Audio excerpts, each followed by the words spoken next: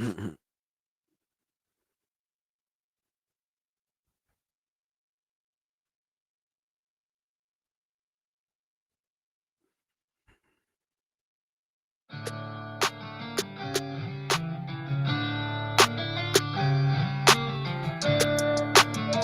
up, fight fans? We are back at it with another edition here at Round One Sports TV. I am always your host, Edwin.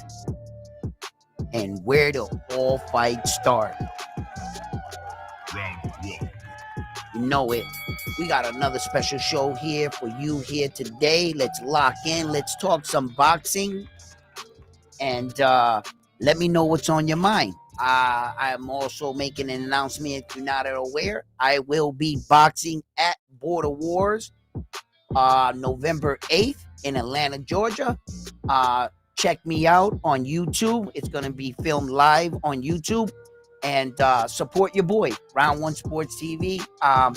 You know, I'm going in there at a young age here and a Masters 51 and mixing it up. So come watch me and share my journey with me in the sport of boxing. So without further ado, let's get right into this video.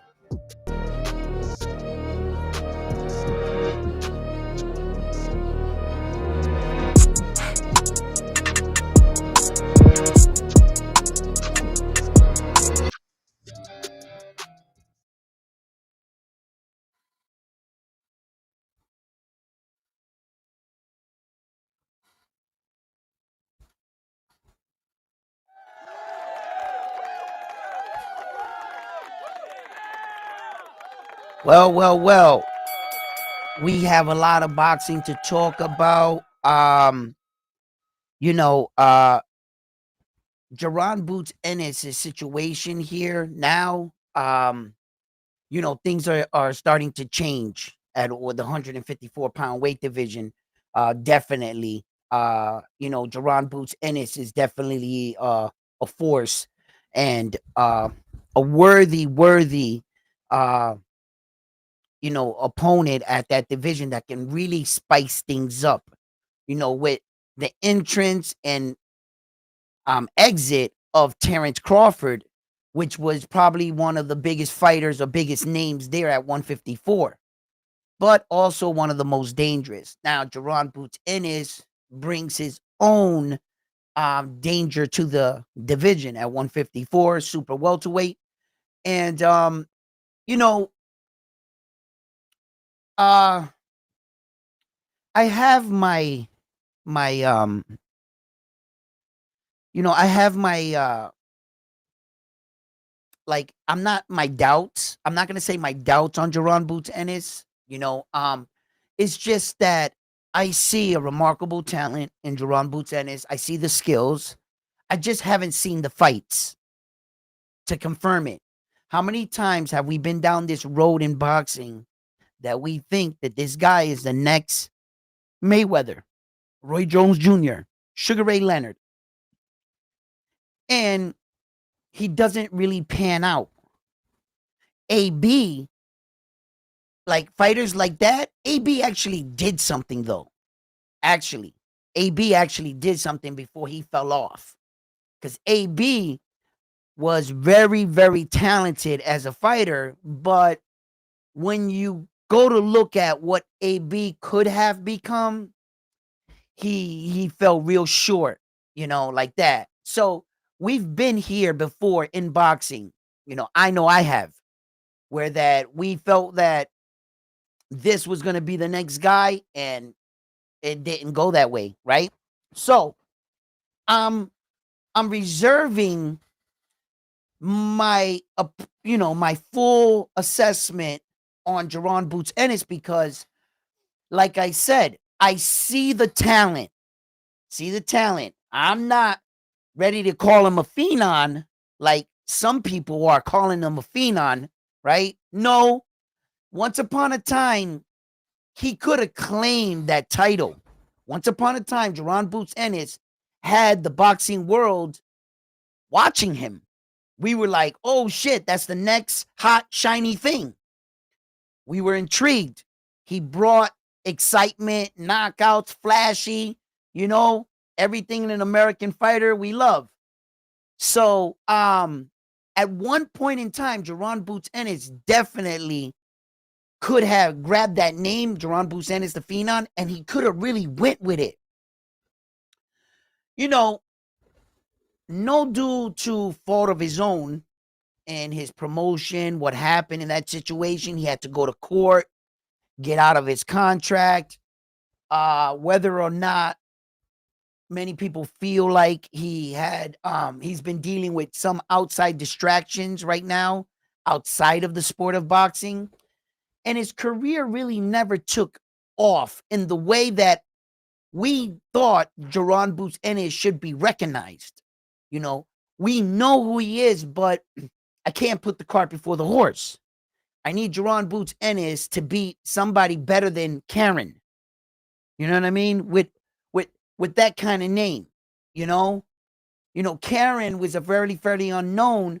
The way Karen got his name was because he went the distance with Jaron Boots Ennis the first time. So he's giving guys names because of what we feel he should be. You get it? So him coming into the 154-pound weight division really spiced things up. You got one-time Keith Thurman and Sebastian Fundora definitely, mixing things up. Now, I've seen some already YouTube channels that got Sebastian Fundora passing one-time Keith Thurman, I guess, in this fight, and advancing him to fight maybe Jaron Boots Ennis. And there's already talks in that. And I'm just like, did I miss something? Like, Keith Thurman's not fighting Sebastian Fundora? Did I miss that? Or are they still fighting? Because if they're fighting, you can't count Keith Thurman out of a fight. Okay? You can't count him out. So, don't do the turkey on a sheet thing, where that he likes to announce fights before their first fight is done with. But and to the fan that always says, oh, Turkey does that, I hate when he does, just like me, I've said it, you know what I'm saying? Because I didn't understand it. I didn't understand, yo, my man, why you keep announcing fights before they even got, you know what I'm saying, out of that fight? Like, yo, let them, fight first. Because Saul Canelo Alvarez was supposed to be fighting Hamza, right? Shari, right? And I guess they're not fighting for any belts. He ain't got none. He ain't got no belts. But we've seen him do this with Bam Bam Rodriguez. We've seen him do this with countless fighters. Subriel Matias. We've seen him do this with Gary Antoine Russell. We've seen him do it. So you can't say that Turkey's doing it with any particular person or guy, or that he has favorites and that he's building. No. See, the one thing boxing is missing is a schedule. That's what boxing's missing. Like Monday Night Football, it's going to come on Monday night. And when they announce the NBA schedule, NBA runs on a schedule. Baseball runs on a schedule. Boxing has no schedule. So it doesn't keep the viewer engaged. What keeps the viewers engaged is channels like mine, where that we report, we discuss, we talk about boxing, right? Okay. So that being said, like, what Turkey's doing is trying to give you something to look forward to. Whether or not he was wrong and that guy loses or wins, he still had you engaged. When Deontay Wilder and Anthony Joshua were supposed to fight for like the third time, and Deontay Wilder kept losing, and then Joshua lost, and then vice versa, the fight never materialized. But he kept us engaged. He was like, oh shit, we finally gonna get that, Deontay Wilder, AJ fight that we want, right? I still want that fight just because I had to know who would win out of them two dudes, because there was a point in time where everybody was like, yo, Deontay Wilder will knock AJ the hell out. And Deontay Wilder got worse. Like, his boxing got worse. He was a better boxer when he was younger in his career, Deontay Wilder. For the little bit of boxing he knows, throughout his career, he just got worse. Now, AJ's going to be AJ, but then you see how Dubois did him dirty, right? And then Andy the Destroyer, clipped him back here. His legs went out. We was like, man, if Deontay Wilder clips him, it's over, right? But, Deontay Wilder has not been showing signs of improvement. I think that I think those Tyson Fury fights took a lot out of him. Yeah, I think he's not gonna be the same fighter. He doesn't fight with that same confidence. Like, he looks like scared to engage now. Like, he feels like, oh shit, all these dudes is big as hell. They can knock me out type shit. Because he just fell in love with the right hand and just, he just didn't get better, bro. What's up? What's up? Good morning. How you doing? Here, let me throw you up here. I can't really see your name that well. Good morning, Eddie Alvarez. How you doing? Yo, Low Nose Boxing. What's up? Can I talk to your son? You need to make those t-shirts. Yes. Trademark that shit. Trademark that shit. You know what I'm saying? It's crazy. I got like 3 of the top boxing father coaches with that one liner. And it's all on lives on Ness's shit. It's crazy, right? I got Brian Norman Jr. with it, Bill Haney, and it started with the Schofield Sr. Yeah. Yeah, and they all fathers, and I asked them all, let me talk to your son. Yo, that's gonna be a famous one-liner right there. You know what I'm saying? Yo, but yeah. So speaking of which, you got Brian Norman Jr. and Devin Haney, bro. They about to lock horns. You know what I'm saying? Who you got in that fight and why? Like I discussed this yesterday on my show.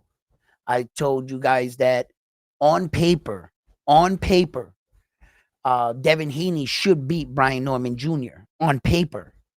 But Devin Haney's not fighting a stack of papers, is he? No, he's fighting a real dude. And Brian Norman Jr. and that mofo hit hard, okay? Real hard. And for the rate that Brian Norman Jr. is learning, the rate that he's learning, he's doing pretty freaking good, at the pace he's going. He doesn't have Devin Haney's amateur or like a Vasily Lomachenko. Not a lot of people have a Vasily Lomachenko amateur record, okay? So let's not compare him to him. That's a little unfair. But like an average boxer type guy, Brian Norman Jr. really doesn't have that kind of thing like that, right? So for him to come into boxing and to be a champion this young in his career, to stay undefeated and look, if Brian Norman Jr. does have good fighters, I kind of like take that back yesterday, right? Because he has one, okay, right? Or well, because I don't want to make it sound like Devin fought like these remarkable fighters, because Devin did fight these fighters, but let's just be honest, Devin, you're a big boy, okay? And you fought little ass Vasily. I mean, Vasily had skills for a little dude, so what he lacked in height, he definitely made up for it in skills. So that was still an even fight for me, because he's not your typical small guy. Loma, no. Loma got real skills. So when Devin beat him, he beat Loma. I mean, I think he beat a better version than fucking Teofimo Lopez beat. Can we at least be honest about that? Right? Because it seemed like Loma didn't stop fighting with Tio until like the 5th, 6th round, I remember. And then Loma started like fighting Tio, and he started catching him. But Devin fought a better version of Loma, I thought. When the Loma that fought Devin, I thought he looked better. So I was like, okay. So, when I see that Brian Norman Jr., how far he's already gotten in his career, to accept this fight with Devin Haney, let me tell you guys something right now. Devin Haney is on the outs. He's on the fence, right? By a lot of fans, whether you hate him, how you view him, that's up to you. I report boxing. I talk about boxing, so I'm on the side of boxing. That's who I'm on the side of, because I sit on this side of the microphone, right? And Devin Haney actually is a better skilled fighter than Brian Norman Jr. Devin Haney's been around a few gyms. He knows a few tricks. I think Devin Haney got fooled by Ryan Garcia. He got fooled, and he might have not trained a little. He learned a very valuable lesson. But is Devin Haney damaged goods? We saw him in the ring with Jose, and a lot of people said, Devin, that was running. And some people came to the aid of Devin and said, hey guys, Turkey already paid Devin for that fight. That check was already cashed. Devin already got paid before he got in the ring. He wasn't going to fuck up the bag with Ryan. So the fight wasn't with Jose Ramirez. That wasn't his fight. His fight was with Ryan Garcia. What he had to do was get in there, make sure he took no damage, if any at all, get to the money fight. Dance around this guy, beat him with your jab, Devin. He's not on your level. You can beat this guy with your legs. And Devin did exactly that. It didn't look good. It didn't look pretty at all. And it could be exactly what we think it is. Devin, you're fucking gun shy and you look like a deer in fucking headlights. Or Devin was just securing the bag. And he did what he was told to do by his father, not what he was trained to do, from what I'm hearing. From what I'm hearing, Devin's coach, Devin's team, they didn't train for that game plan. No, they didn't. Bill Haney changed the game plan, I guess, the night of the fight, and whispered into his son's ear, listen, just do this. Let's get out of here. We'll go fight Ryan. But lo and behold, Ryan didn't hold up his end of the bargain by losing and falling to Rolly. Now, Rolly's scheduled to fight who? Manny Pacquiao?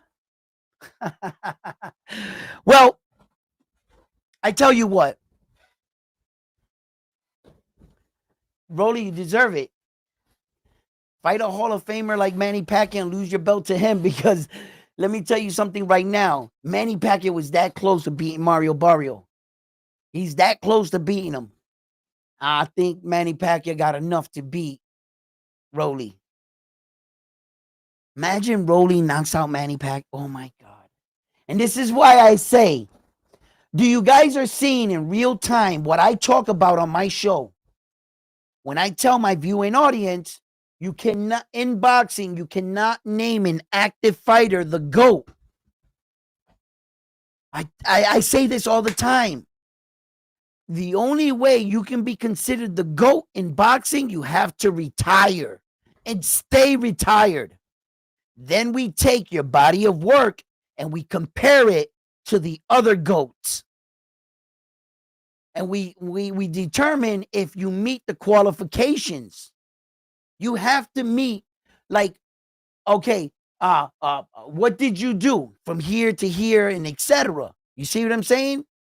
So, and we put you against other GOATs. So,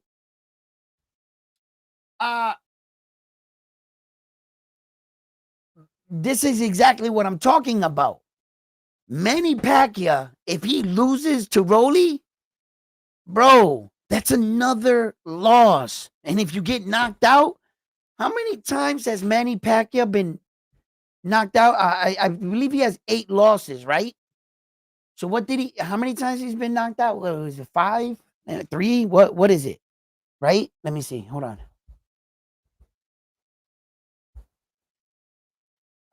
Manny Pacquiao. Okay, he got knocked. Oh, 3 times. He's been knocked out 3 times. He lost 8 fights, and he's been knocked out 3 times. He has 62 professional fights and 39 knockouts. Manny Pacquiao, right? His current boxing record. So,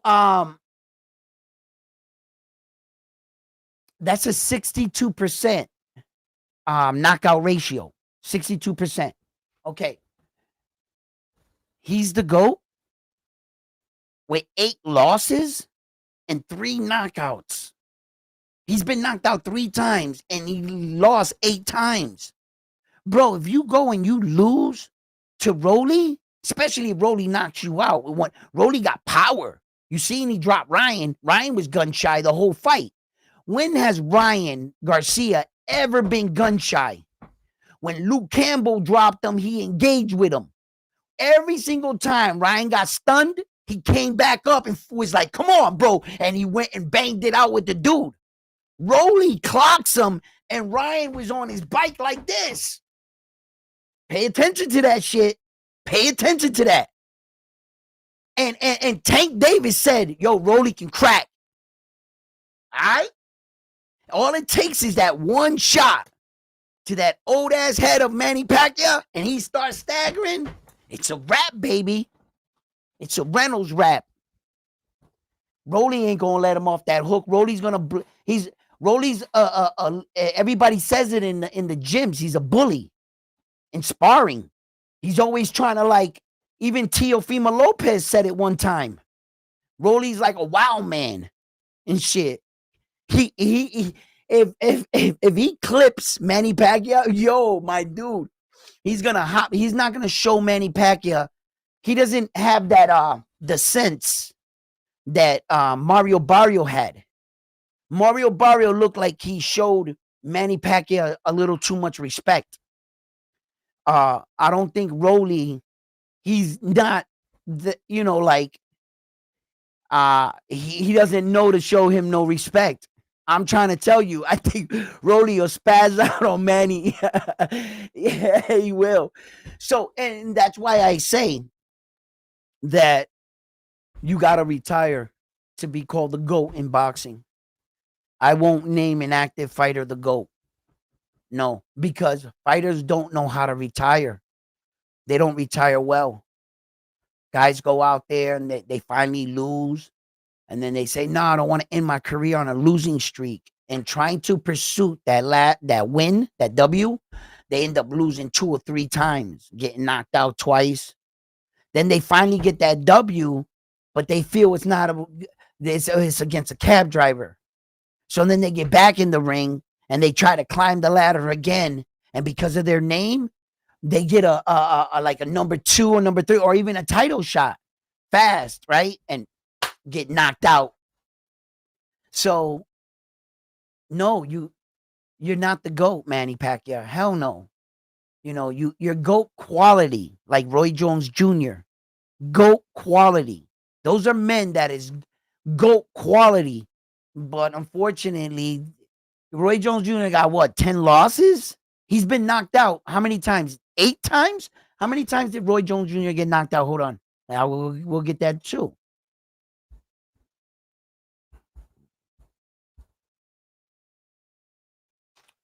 Roy Jones Jr.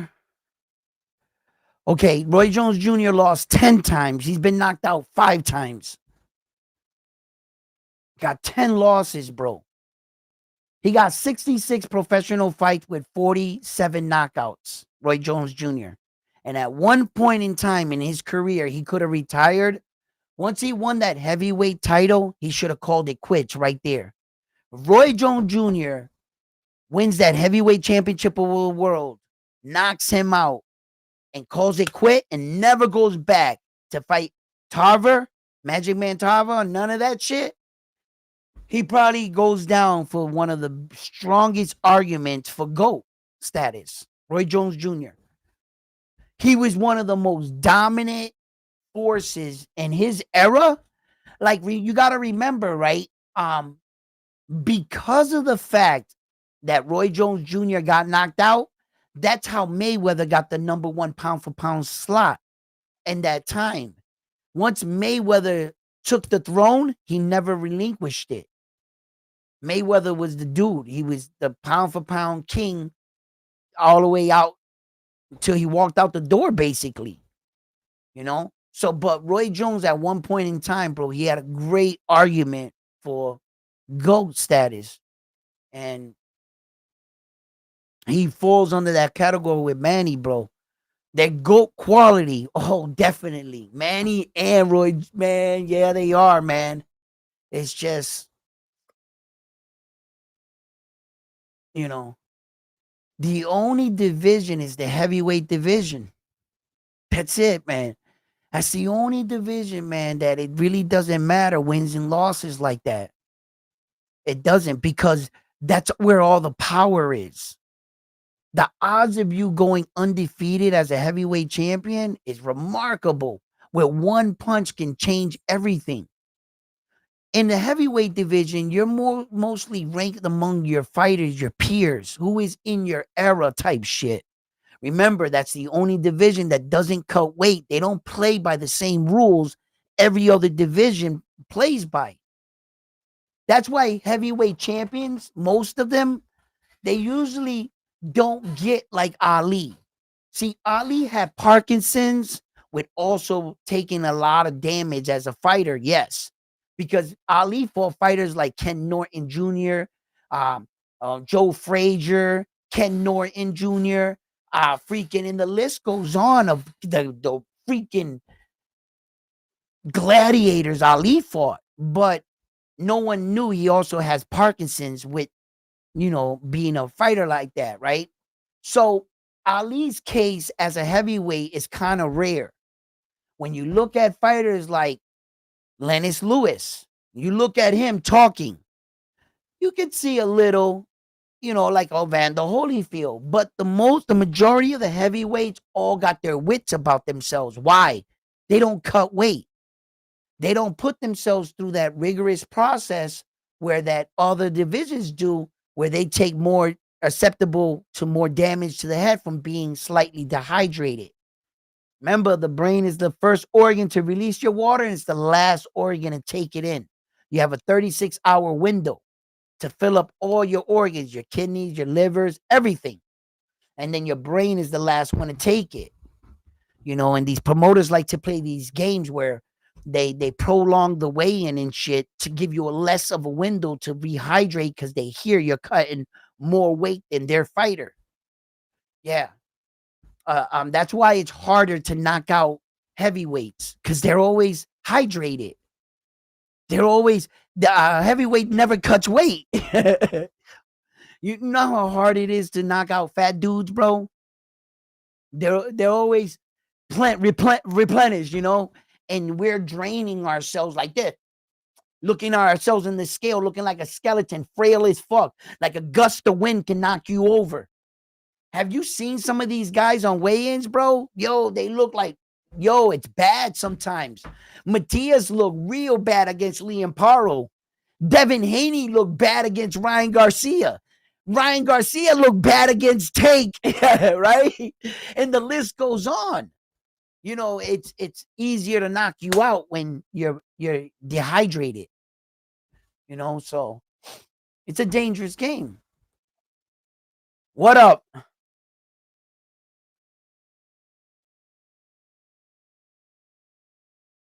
I lost my mind. Teal fought the better version.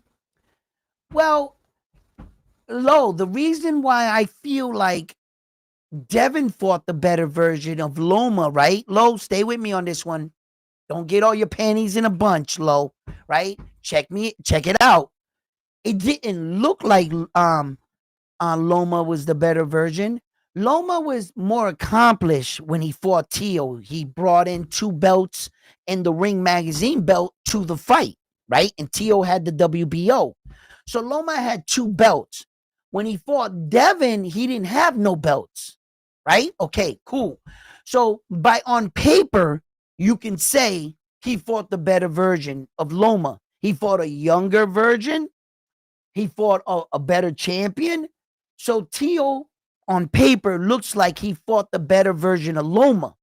But I disagree with that because Loma fought Devin way better than he fought Tio. Way better. And Loma was like, I got my shoulder injury, and he had to have surgery after the fight, and all these excuses Loma gave. But I had to admit, it wasn't so much that Tio shut Loma down. It was just straight up Loma wasn't fighting. Yo, he didn't throw us some of those rounds, like round 2 and 3. He didn't throw a single punch. Like I was in my living room watching that fight, rooting for Tio because I had Tio in the fight. As I was a fan of Tio back then because me and my brother were, because we was rooting for the young kid. Tio was a kid when he fought Loma. And we were like, fuck that. We going with Tio. Right? And we was like, in the 11th round, I called my brother. We were going crazy. We were like, oh shit, I think he's gonna do it. He's gonna do it. They're about to rob Tio, bro, because you know they was going for Loma, right? So we thought they was gonna rob Tio. So like the Loma that fought Tio, there was something wrong with that man, bro. I had to admit it. I was like, something was wrong with him. He like didn't even warm up to fight Tio until like the 6th round. That shit did not happen with Devin. Yo, Loma took off from round 1. He was like, yo, they was banging it out. I remember. I was like, now that is a better version of Loma. I said, that version of Loma, whatever it was, I'm in agreement if you're trying to say, because I know what you're going to try to say, low nose boxing. I know what you're going to try to say, that the Loma that fought Tio was, yeah, he was better decorated. Yeah, he was a younger version too. But remember, that Loma vacated his WBC world title and got it franchised to Devin Haney because he refused to fight young ass Devin at 19. And he chose to fight Tio and unify instead of defend the WBC world title. Remember that shit. That the reason why Devin Haney became champion is because Loma vacated the WBC world title. And they called him an email champion because he was notified that he was now upgraded because Loma didn't meet the WBC's standard of becoming a champion. You gotta fight your mandatory. And Devin put in the paperwork and said, yes, I want to fight Loma. And Loma said, no, he opted to fight Tio. So let's just remember that he dunked Devin Loma to fight a what? A weaker fighter, which he thought, which in Tio. Instead, Tio whooped his ass. He was better off fighting Devin and at least, honoring fighting for the WBC world title. Instead, you try to what? Fight Tio, and you thought you was gonna whoop Tio's ass, Loma, didn't you? And Tio didn't go for that shit. Tio he stood the course, But when Loma started fighting Tio, I started getting nervous a little. He started catching Tio a little too clean. And he was snapping Tio's head back. I was like, we was in the living room. I remember like I said, I was talking to my brother. I was saying, damn, nigga, Loma. There's Loma right there. He showed up. Loma started taking over in the fight. Then Tio like he bit down on the mouth guard and shit. And Tio started coming forward and shit. He was like, he's the bigger man. Tio fought like a champion that night. That was probably one of Tio's best performances I ever seen Teofimo Lopez fight. That Tio hasn't shown up in recent years. He kind of fights to the level of his competition, Tio. But still, nevertheless, Tio's still that dude. He's still that dude to me. That George Kamboza, man, shit, bro. That was like a fluke, man. That was a straight up fluke. Tio was in his head. We know it. I think George Camboza and Tio fight 10 times. George beats him that one time. That's it. Tio beats him 9 times. George. He just let the fight get away from him. And let's not forget, Tio also dropped George in that fight. That was a fight, but Tio let the fight get away from him. He was trying to, like, his father, knock him out. Like, what kind of instructions were those? Like, that was bullshit. But we all saw what happened. And he lost. That's it. That Jamie Ortiz fight, that Sandor Martin fight, Tio's had some, and then he goes and fights Arnold Barboza, in which I thought that was a pretty decent performance by Tio. Yeah, Arnold caught him though, right? And Tio tried to get cocky. He was starting to dance, and Arnold said, "Tate que dang!" He's flipped Tio shit. Tio was like, "Oh shit, okay, let me stay on the game plan." Yo, Arnold Barboza cocked back and stopped him right in his track. He boom. Tio was like, "Poof, poof," and his fucking eye split right here. He was like, and then Tio stood on the outside, working his way back in. Yeah, he saw he couldn't just dart in. Arnold was going for that shit. But we all knew Arnold Barboza wasn't a big cracker, bro. Come on, bro. You know what I'm saying? Like I didn't have him in the fight with Josh Catterall. Jack Catterall. I'm sorry, Jack Catterall. I didn't have him in the fight then. So let's just stop. He pulled an upset there, and then put himself in position, and end up fighting Tio. But I gotta admit, Tio didn't look good ducking Arnold Barboza back in the day at 135. So let's not forget that shit. Arnold, I'm not gonna fight you because you're not on my level. Motherfucker, he was the number 1 ranked dude. You needed to fight him then. Tio. He gets a pass because he eventually fought him, and beat him. So Tio is pretty right. When he was like, I'm not fighting him because he's a bum, he's not on my level. And we all felt that at the time that it would have been a better fight then than it was like now and shit. You know what I'm saying? So yeah. I mean, you look, what is Tio doing again? We don't know. I try to tell you guys that Shakur Stevenson shit. It was funny that Shakur Stevenson had told Turkey he wanted to take a year off, right? And Tio had that situation with Turkey. Then all of a sudden, both of them are like, what, scheduled to fight each other? I was like, come on, bro. That's straight clout chasing at its finest. Whenever you don't got to fight, you and another guy attach your name to each other, and boom. That's it. I told y'all, don't pay attention. Tio, he's famous for this shit. Tio know how to cap. He's like a professional clout chaser and a capper. Tio, he's got like a black belt in that shit. And he knows how to push buttons, and he says the most fucked up shit in the world, right? So I said it. Just look at his history, Teofimo Lopez's history. In the last year, just the last year alone, we're not going to even go into multiple years. Let's just talk about this year right here. This year. How many fighters has Teofimo Lopez you've heard he's supposed to fight? And him saying it. Bro, we could sit here and pick out at least 7, 8 fighters. He supposed to fight Subriel Matias, Devin Haney, Brian Norman Jr., Jaron Boots Ennis, even Terrence Crawford.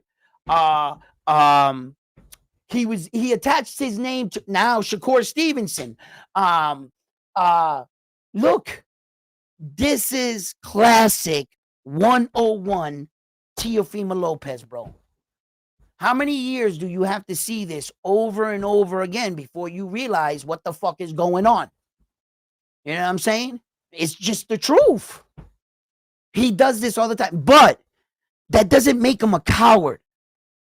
That doesn't make him scared of these guys. No, it doesn't, unfortunately. Tio can fight with most of these guys. I said their name. I actually have them in the fight.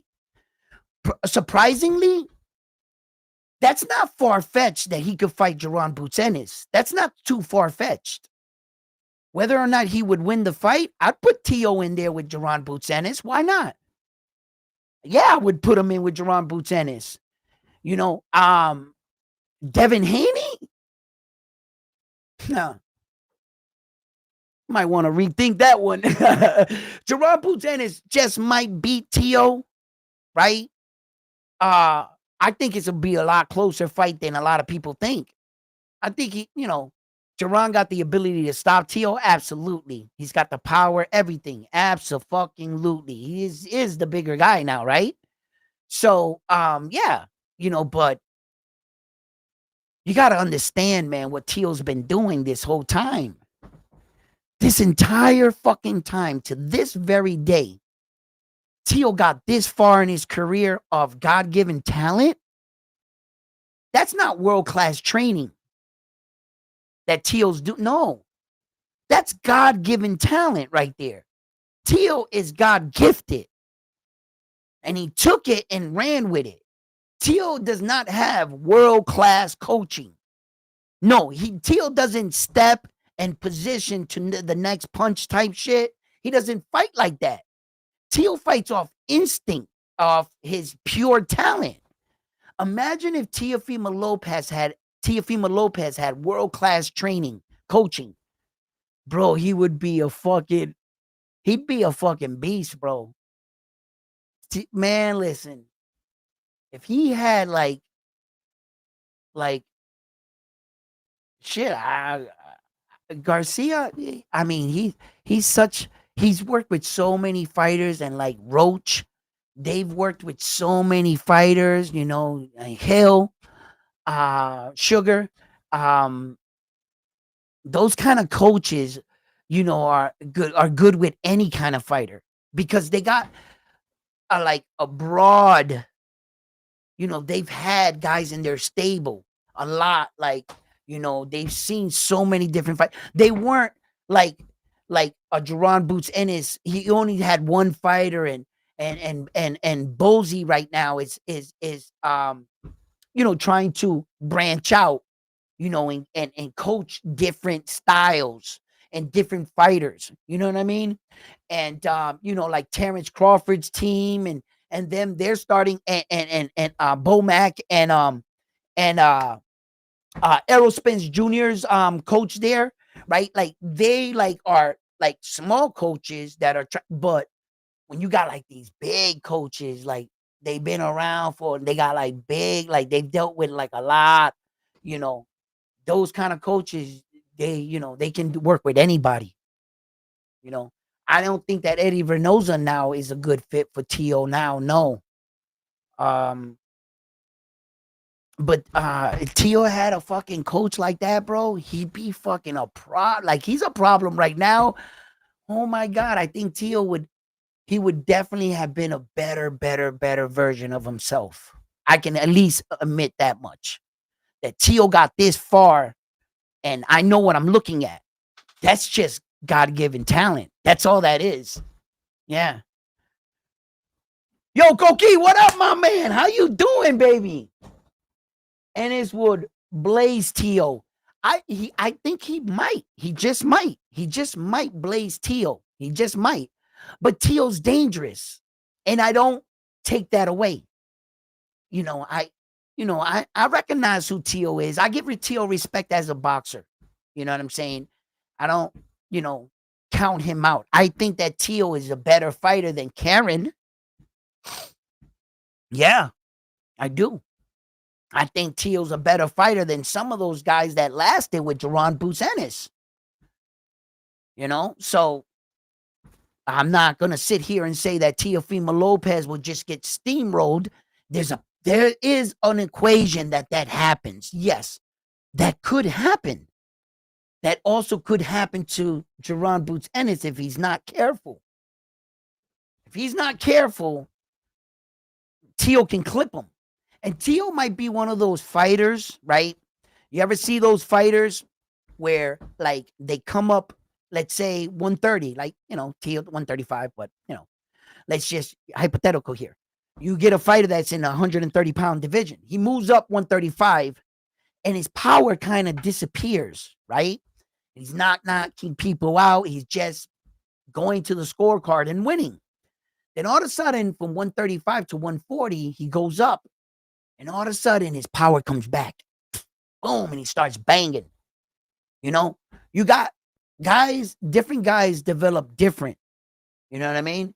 As we just saw, Terrence Crawford did not stagger Izzy. He didn't wobble that man. He went 12 rounds with that man, but he did stagger Canelo Alvarez. So Terrence's power actually did carry.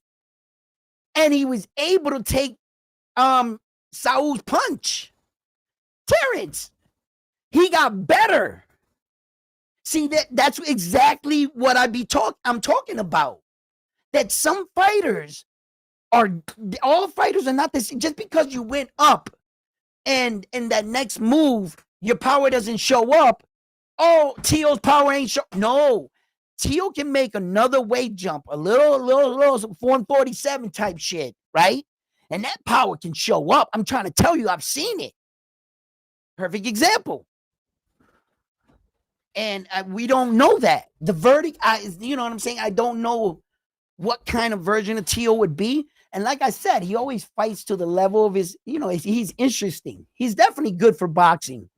He's one of the boxers that, of course, yeah, but I be seeing through his bullshit. Tio be on some bullshit, bro. he do. And he's in the doghouse with a lot of people, and like I said, I'm on this side of the mic, guys. I'm not a fan of any of them. I'm just reporting it to you and giving you what's been transpiring in the backgrounds. You as the fan, you pick. You have at it. What do you believe? You know what I'm saying? You believe Jaron Boots Ennis will starch him? Great. No problem. Right? And I view it a little different, but I still got Jaron in the fight. Yeah. If they were to fight, I would go with Jaron Boots Ennis, but I think Tio's gonna make it interesting. Yeah. I think that Jaron fights a little bit more technical and shit. He's not gonna get lucky. Tio's not gonna find those openings he did with these other guys that were less prepared than Jaron Boots Ennis.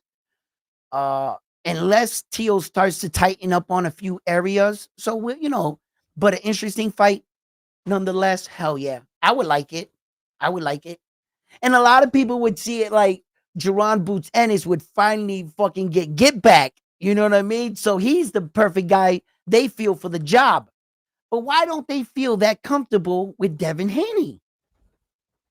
When Devin Haney's name came up, it was like people, they pushed back. So you can't say Tio's like, you know what I mean? Like a bum. You know what I'm saying? Type shit. Like he's gonna, you know what I mean? Because you gotta respect them that much. That when the two names came across the table, more people were comfortable with who? Devin Haney or Jaron Boots Ennis to be the one to carry out the mission to get back to Tio.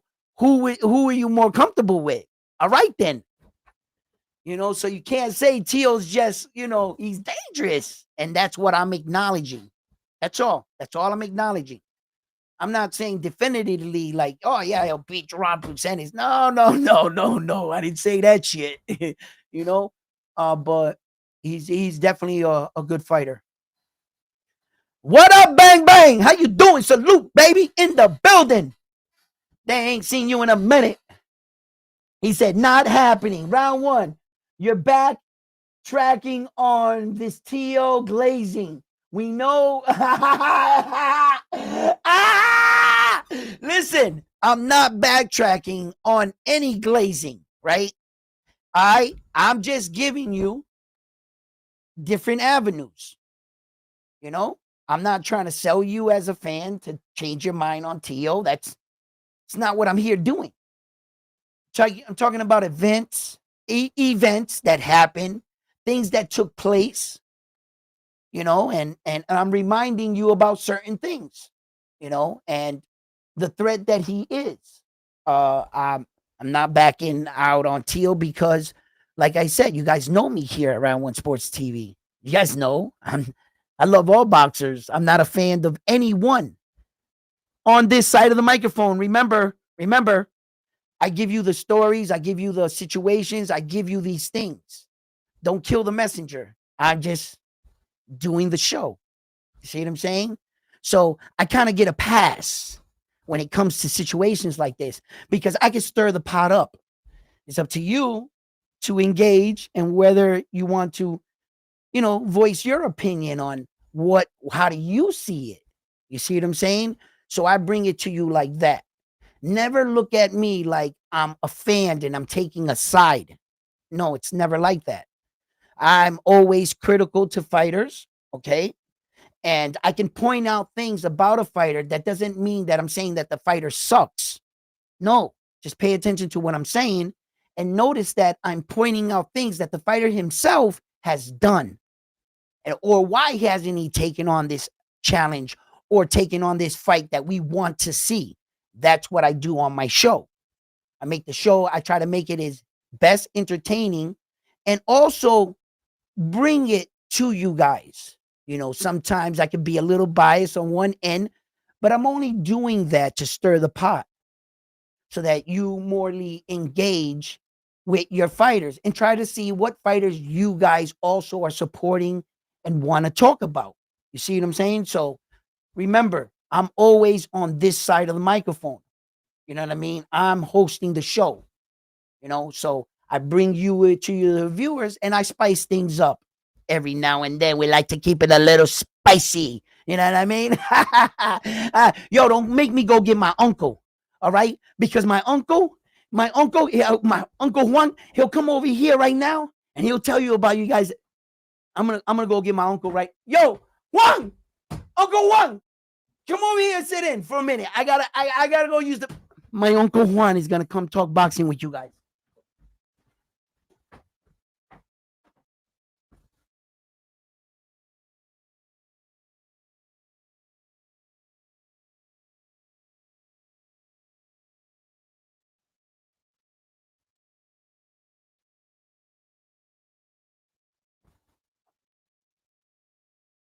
Nephew, you want me to go talk boxing with your fans?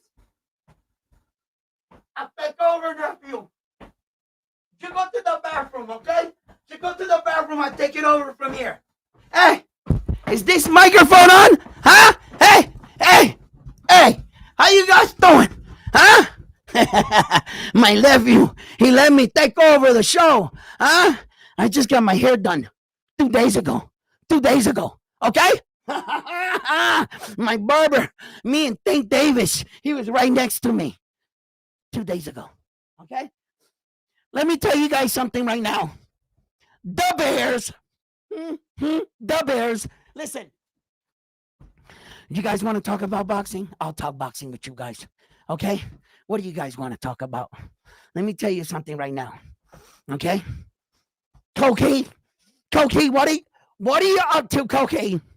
And what are you talking about? Huh?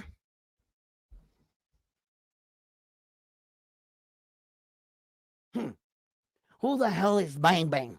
And who is he bang banging? This is what I want to know. Nephew, who the hell is Bang Bang? And who's he banging? And this Cokie fella, why does he keep talking about Teofimo Lopez? Huh? These guys, what are they talking about? Listen, let me tell you something right now. Okay. The Bears, hey.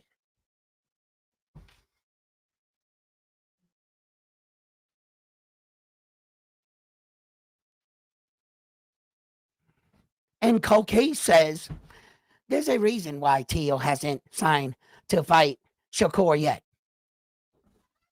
You know why? You know the reason? I'll tell you the goddamn reason. Clout chasing, black belt, fucking black belt. Teofimo Lopez has got a black belt in clout chasing. It's a third degree black belt, okay? It wraps around his waist 3 times, okay? He's a professional clout chaser. Don't you know that by now? The Bears. Listen, let me tell you something right now, okay? When I was in my appointment getting my hair done 2 days ago, right? Teofimo Lopez came walking by, and you know what he said to me? I told him, Teo, stop ducking me. Sign the paperwork. Huh? Me and Teofimo Lopez won. Coach won. I told him I'll give him 1-2 right now, and I'll sit him on his ass. He didn't want none. Teofimo Lopez kept walking. Or was that my next door neighbor, Randy? He looks like Teo. It was one of them. Anyway, let me tell you something. Right? What?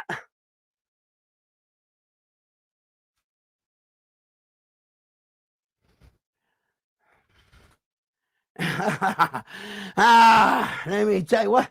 What's the bang bang?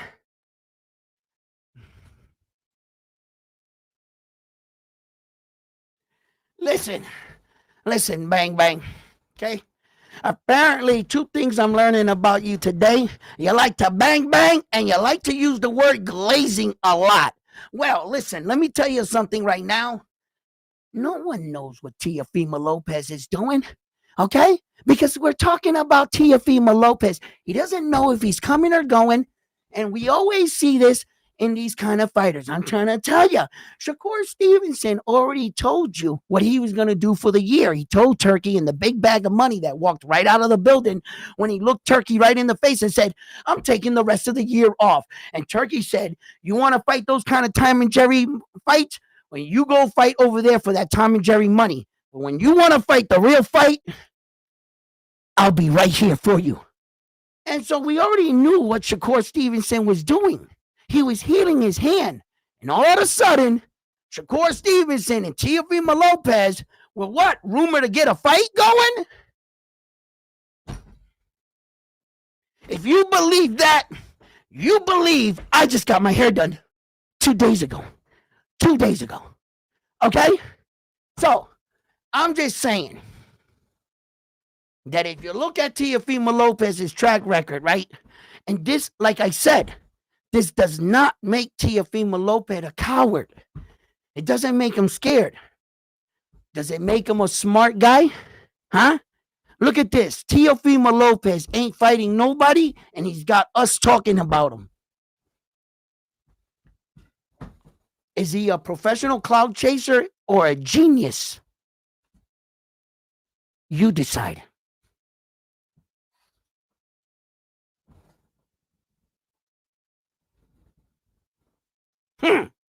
Huh? What do you think now, huh? Mr. Smarty Pants? Huh? Teo's outsmarting all of you. He's got you talking about him. He's got no fight lined up, no fight scheduled. You know that Teofimo Lopez ain't going out there to Saudi because they're going to shove all kinds of burritos up that ass for what he said about that Saudi prince, and he knows it.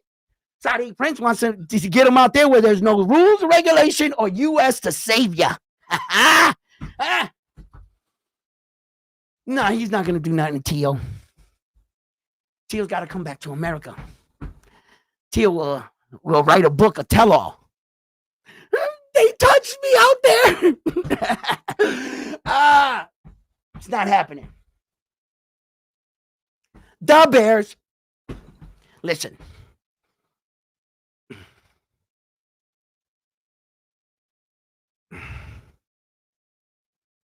Let me tell you guys something right now. Teo, is he going to fight Shakur? I'm not sure. I don't know what's going on with him, but I do know that you gotta take it with a grain of salt when it comes to Teofimo Lopez. I know everything he says and everything, all the moves he's making, you gotta take it with a grain of salt because Teo's that kind of guy. But I gotta admit, Teo's good for boxing, and I like to see him fight. When he fights, I watch Teo. I tune in, you know, because he's an exciting fighter. Yeah, I gotta admit that. you know. And I want my boy Sabir Matias to put those paws right on Teal's face. When it comes to Teofimo, he's got to answer for a few things he said. Oh, you're not off the hook, Teo. With us Latinos, we remember, Teo. We remember. We remember. So, until that day comes, Teo, we'll see what happens. But for right now, I'm going to give my nephew back his show. And I'm going to let you guys know two things. I just got my hair done 2 days ago. The Bears, listen, and watch my nephew's channel, support Round One Sports Talk. Don't forget to hit that like button. Don't be a stranger. Hit that like button, smash it. In fact, go make another ghost account and smash the like button again if you already smashed it. Okay? I'll see you guys later. Nephew!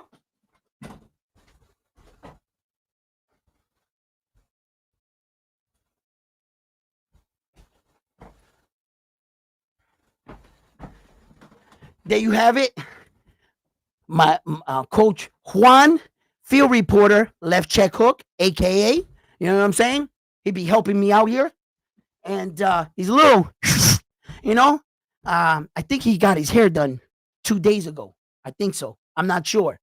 But he keeps telling me about his haircut. So, you know. Yo, messed up my part over here. What the hell's going on? Makes it look like the light always does that because it shines so bright. It goes right through your hair, goes right through your skull, makes you look bald and shit. And then when you like see me, you're like, wait a minute, he has hair there. It's just lighter, and it goes. As actors all do that. I wonder why they always wear like those toupees or wigs, or they're always like filling in with brown shit because the camera is like too clear and shit. It's always does that Hollywood lighting and shit. Yeah. But anyway, yo, listen. A lot of these fights that we have that are coming and stuff, you know, there's a lot of big fights, you know, and a lot of young men and women that are coming up that we have our eye on. And I talked about this young fighter on the Boxing Voice, Keith Colon. Keith Colon is fighting on that October 18th card on the undercard. And I encourage you guys to check out this young man. He has an impressive, I think it's 7 fights, 7 knockout streak right now. So he's one of those fighters that is coming up that I advise, you know, if you want to check out a young prospect coming up and watch a fighter come up in his career, Keith Colon is a young fighter that I have my eye on. He, you know, he has his head on his shoulders. I've talked to the young man several times. And when I talk to these young fighters, I kind of want to see where he's at. Sometimes I stab his ego a little or something like that, or try to see if he'll be like a more egotistical driven fighter. And he's not. You know, he has a level head. He's in school. He goes to Rutgers University, I believe it is. Or St. John's, is it? Is it Rutgers or St. John's? I forget which one it was. Ooh, I forgot which one it was. I got him confused. But either school is a good school. And Keith Colon definitely is one of those fighters that I believe is going to become a world champion one day. You know, I have a lot of expectation and high hopes for the young man, and watching these young men come up. You know, it's a pleasure to watch them come up. Like I watched several of these young men come up, you know, become world champions. Gervonta Tank Davis, Keyshawn Davis. You know, I want to see Camille Moten become a world champion. You know, we're about to see Abdullah Mason, which is also fighting on that card.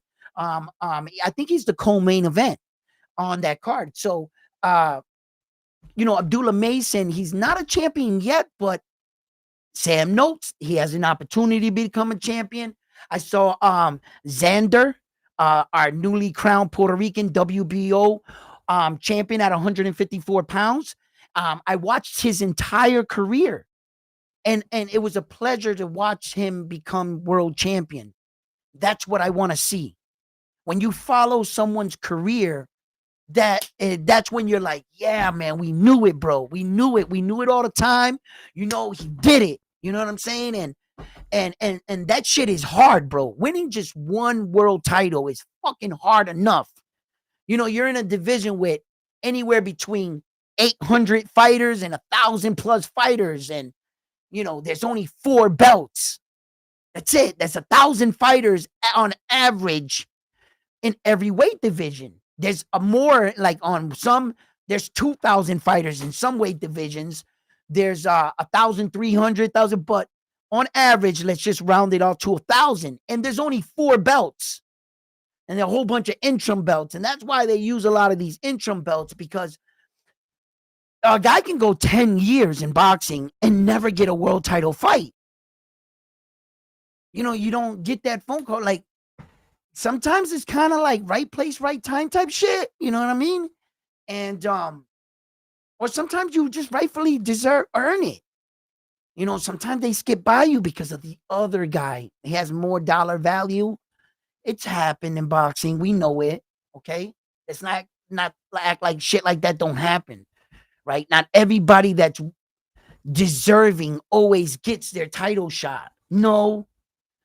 You know, ask Lubin. You know, every time fighting a title eliminator and not getting his title shot until he lost.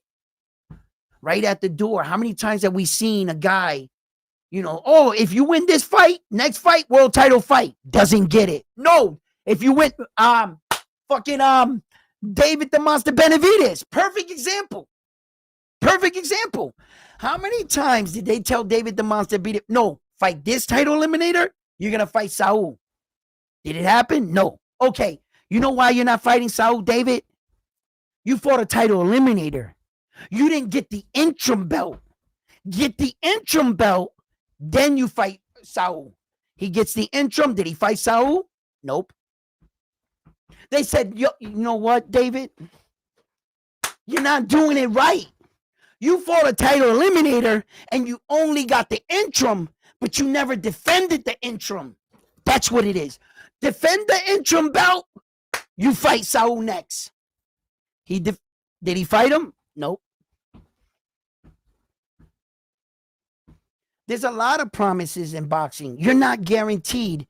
And that was crazy because in actuality, the WBC world title was actually David the Monster Benavidez' belt.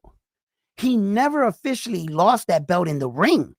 He lost that belt because of recreational drug use and missing weight type shit, right? That's why he lost his belt. He didn't lose it to anyone or Saul. So typically when a fighter, loses his belt on the scale, the organization will give him a shot back at the belt because they've done business with him. He was our champion before. They turned their back on that man so fast, the WBC, and they threw that belt on Saul, and they never looked back at David the Monster Benavidez. They kept telling him, like, bro, David, you keep asking for a title fight, but you're doing it all wrong. You only fought a title eliminator. Then you won the interim. Then you defended it. But you haven't won another belt from another interim organization. Go win the WBA interim. You'll fight Saul then. Did he fight him?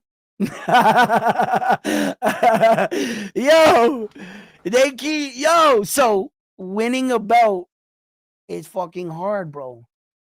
It's hard as shit, man. Watching these guys grow up in boxing and become a world champion like Keith Colon, that's what I'm waiting for. You know what I'm saying? I think that the young man, and when he becomes a champion, I hope he doesn't get bit by the champion's curse.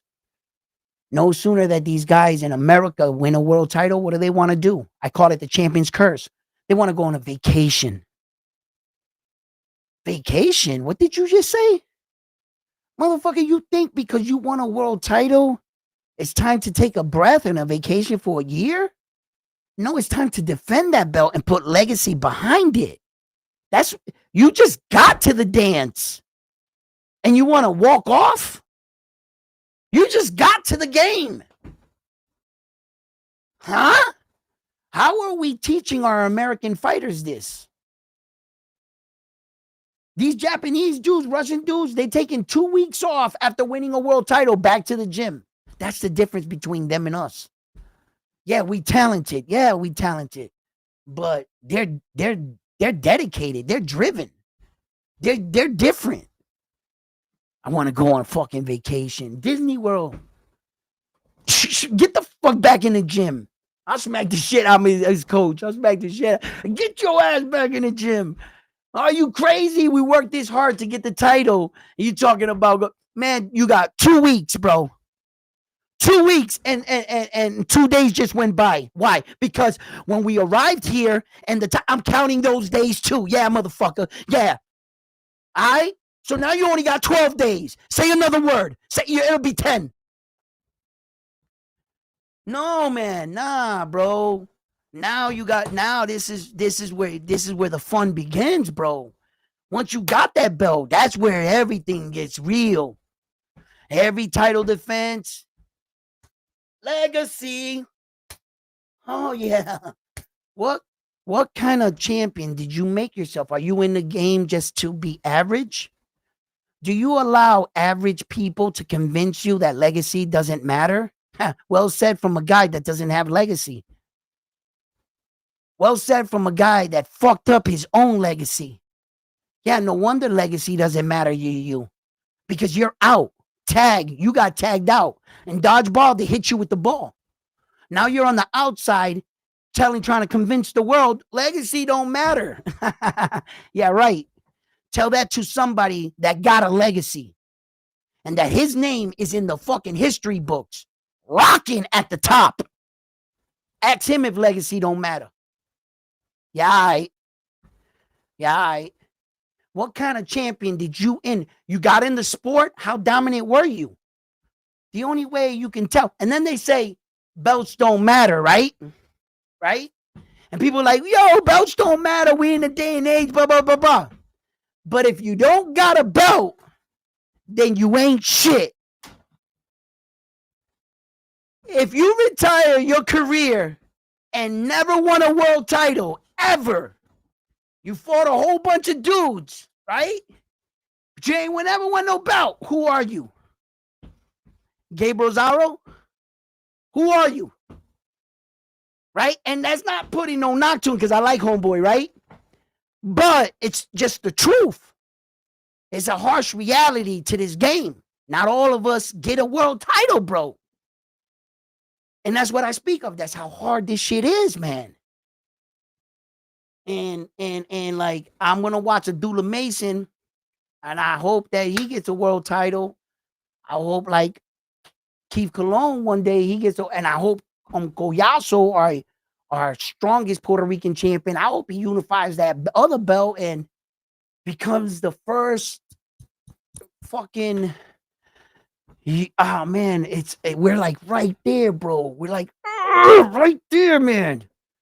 And I'll be able to go to my grave happy. I'll finally see the first Puerto Rican undisputed world champion. I've seen the unifies. I've seen unifies, and we've had a champion in every weight division. So all that shit's been done before. If you want to get in the history books, you're going to have to do some remarkable shit. Like, you're going to have to beat Rafael Benitez being the youngest Puerto Rican champion at only 17. I don't think that record will ever be broken. I'm not sure anybody's going to ever break that. So there's only so many ways. I mean, you could go in a division and be so dominant, right? You can get in the books like that.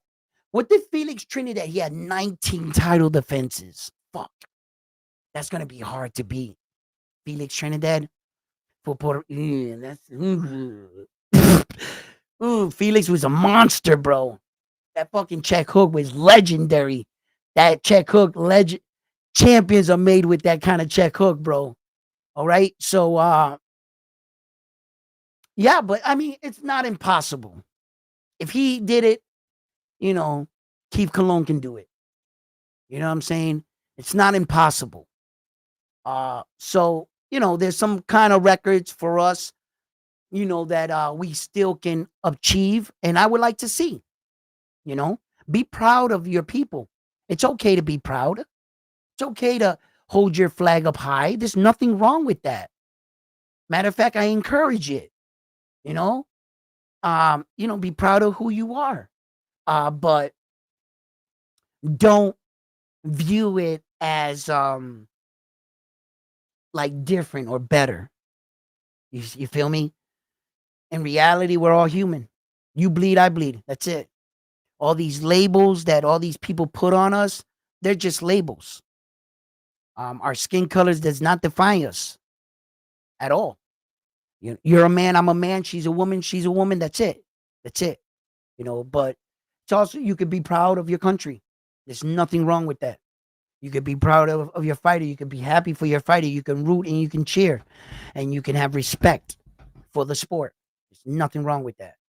So it's just equality is like I preach in here, and you guys know how I feel about the Japanese fighter Naoya Inoue, for instance. I don't see the this American skin color type thing. No, a Latin man, Puerto Rican man, and ironically, in my family, we are real diverse people. Where that my aunts look like Indian woman, they look like Pocahontas. They legitimately look like Indians. And my grandmother is as black as any African woman with African hair. And then my uncles are white, brown hair, blue eyes, blonde like Spaniards. They look like that. So our family is real diverse. When we grew up, we never knew anything like that until you go to America and they be like, "Yo, he's a white," and you're like, "Huh?" So my uncle's white and my aunt's brown and my grandmother's black. Huh? Come again? Like what? Like no, she's just grandma, right? Right? So that's how I view it, and I view boxing like that as well. I just view it as, where does the best fighter in the world come from? What does he look like? That's all I want to know, and that's all I want to see. And I just study fighters. That's it. That's it. I don't believe in any other mumble jumble bullshit. You know what I mean? So, but yeah, no, brothers, they the best fighters in the world. Mexicans, nah, it doesn't work that way. If you can fight, you can fight. That's it. That's fucking it. You know what I mean, guys? So, unless ICE is around. You ain't right for that. You ain't right for that, all right? Yo, but no, no, no, definitely, guys. I always like to sit here and chop shit up and shit like that, but like I have to go work out right now. I've been actually up with my wife doing some things earlier this morning. Then we got our daughter off to school and shit. So I got on right now, but I actually have to go lock in right now and get ready for this Border Wars fight. November 8th, I will be boxing amateur fight masters class, a 3-round fight. I got an opponent. If you don't already know, OC the boss. The deck is stacked against your boy. You know what I'm saying? Round one. You know what I mean? But hey, it is what it is. Round one, never shied away from a fight. I didn't do it when I was younger, and I ain't gonna start tomorrow. Okay, so but it's gonna be televised. You can watch it on YouTube. I'm gonna see if we can get it streamed also on my platform, on my channel, straight to YouTube as well. I'm gonna be working out some of the details as we get closer to the fight, and I'll let you guys know more. But please don't forget to hit that like button for me, subscribe to the channel, and like always, I'm on to the next one after this one here at Round One Sports Talk. You guys have been amazing. I'm out. Peace. Bang bang. Yo, I see Ayo Koki. What up? Who's this right here? Saludo.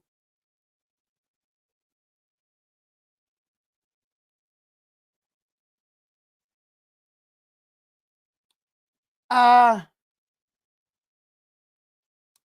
is Loma well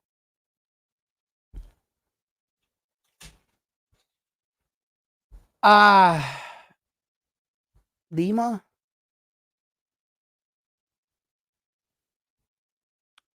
I'm not gonna say no. I mean, by definition of elite standards today, the bar has kind of dropped, and I have to admit that. I'm spoiled. I come from a different era of boxing. When I'm asked this question of my definition of an elite fighter, my standard might be a little high, and I've noticed that about myself. I come from an era where I watched the fucking, you know, the all these great fighters like Sugar Ray and Marvelous Hagler and Felix Trinidad and Oscar De La Hoya, Julio Cesar Chavez, Pernell Whitaker. I've watched these guys for so long that uh I walked away from boxing for like 10 years because all the guys checked out of the sport and it just didn't look the same. The skill gap dropped dramatically. There were no more like heavyweight fighters. All our heavyweight guys went on to play football and basketball and baseball. A lot more money and less punches to the face. A hell of a lot less. So in America, we weren't producing no more heavyweights because it was, a heavyweight that big, Dante Wilder, 6'9". Go play basketball, football. You'll make way more money faster, and like I said, without punches to the face. So American big guys got more options. So, and then all our the gyms started closing down. It was like these coaches died with their secrets. They didn't start, and then boxing is making its turnaround again. Once again, every now and then you got a little dip in eras. And like right now, the heavyweight division is garbage. It's been garbage for like 15 years. Hasn't been no real heavyweights. I mean, for God's sake, we all had to convince ourselves that AJ was like this, you know, superior freaking heavyweight. Uh, I don't think AJ beats Lennox Lewis. No, I don't think he does. I don't think AJ was like Lennox Lewis. Nah. Mm-mm. They were better Brit heavyweights than AJ in different eras. They were way better ones, and then Tyson Fury, the heavyweights, they just kept getting bigger and bigger and big. Like over there in the UK, they just it was just getting these big men, I guess. I don't know. They just got huge over the years, but less skilled, I noticed. They were like less skilled because, like, when Mike Tyson was fighting these big guys like the Trevor Burbicks, the Mitch Greens and shit like that, those guys can actually fight for heavyweights. Those were at the Racine Rotmans and shit like that. Those guys can box. The Tuas, the Ikabushis, like those guys can fucking bang and they had skill. They weren't as big like 6'8", 6'9", Dante Wilder and Tyson Fury, but they were way better skilled boxers. Hands down, hands down. They were way better, so for me, my version of elite, it's it might be at a high standard. So answering that for you, I guess, what do you consider him, an elite? Because if you ask AI, they got Tank Davis as an elite fighter. And I'm like, how? How do you got Tank Davis? And who did Tank Davis beat that awarded him elite status? Just tell me that. Ryan Garcia? Is that what you said? Ryan Garcia, that never fought for a world title, never won a world title. He's not an elite fighter. So how do you get elite status Ain't elite supposed to be judged by the people that you beat, the best of the best, right? How the hell is Tank Davis an elite fighter? How? Pedraza is your best win, and every time he loses, that win is not aging very well. But at the time, Pedraza was Pedraza. Like, you got to give him that. But Tank beat the dog shit out of that man, though. I got to admit that shit. You know, Pedraza was good, but he wasn't as good as Tank. I'll tell you that. But that's his best win. Yuri Gamboa. I mean, what are we talking about here? How does that make him elite? And how does that make Jaron Boots Ennis elite? Who the fuck did he beat to be considered elite? Potential? Yes. Do we see it? Yes. But have they proven it? No. That's where the problem lies. My opinions are like assholes. Everyone has an opinion. Just because I think the man can do it, he hasn't proven it. He hasn't shown us he can be that elite. And I go back to tell you guys, haven't we seen this before in the past where we thought the guy was going to be elite and he doesn't pan out? So we could be here all day. So fight fans, please give the videos a like if you enjoyed the show today. Maybe tomorrow we'll go on. I'll drop the link. I'll have people come on. Today I just wanted to talk, get a little bit off. You know what I'm saying? Like, get back into the flow of my show and everything, because I got all the training and I didn't want to get people on and drag me out on a big show, because I knew I was going to go at some point, cut this off and go train. That's why I really didn't drop the link. But tomorrow we'll be dropping the link. We'll go on a live stream. We'll all get on. We'll chop it up. You know what I'm saying? We'll talk boxing. So fight fans, I'm on to the next one after this one here at Round One Sports Talk. Y'all be good. And I'm out. Peace.